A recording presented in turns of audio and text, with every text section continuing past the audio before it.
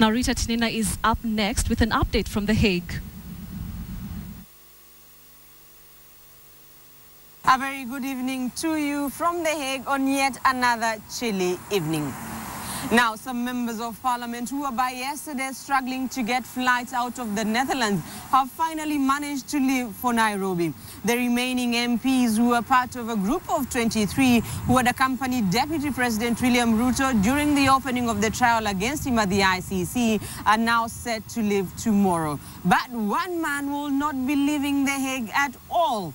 William Ruto's co-accused Joshua Arap Sang says he cannot travel back home even after the ICC adjourned the trial against him due to financial constraints. But that is not all. Sang's visa has restrictions. We visited him earlier on in the day at his new home.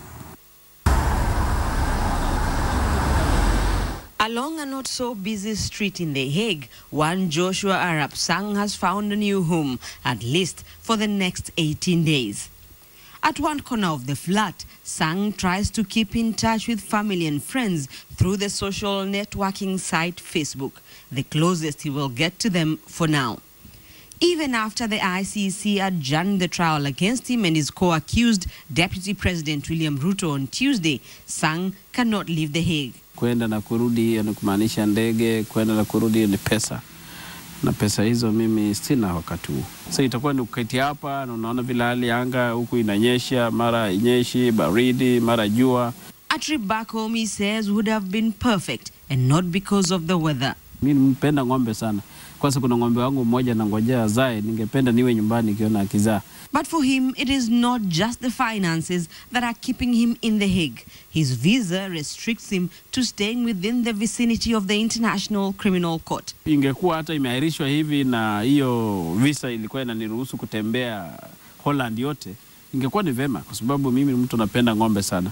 Ningekuwa nimeenda kuona vile wanafuga ng'ombe wao, His flat has the basics, among them a kitchen, a lounge area, and a computer. But despite the comfort, Sang says the duration of the trial will be tough for him. Watoto wangu najua nimezoea kuwa na wao.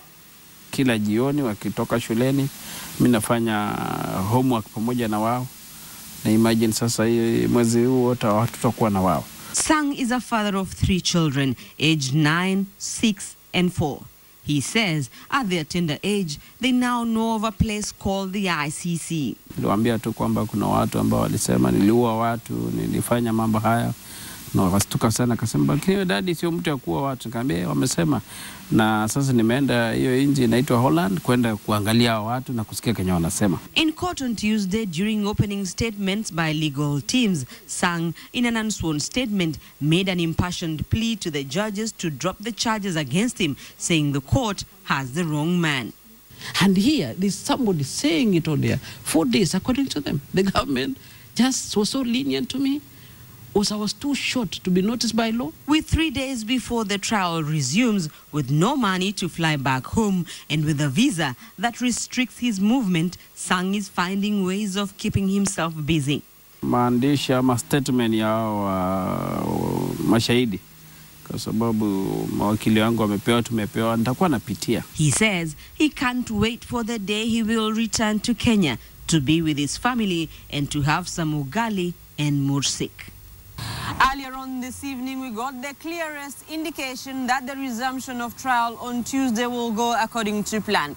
One of the witnesses whose delayed arrival led to the adjournment of the trial against Deputy President William Ruto and his co-accused Joshua Arap Sang is finally in The Hague. Witness number 536, we are told, arrived in The Hague yesterday, and the prosecution will in the next few days be preparing that witness to take the stand come Tuesday. We are keeping it here in The Hague, but for now I hand things back to you in studio in Nairobi.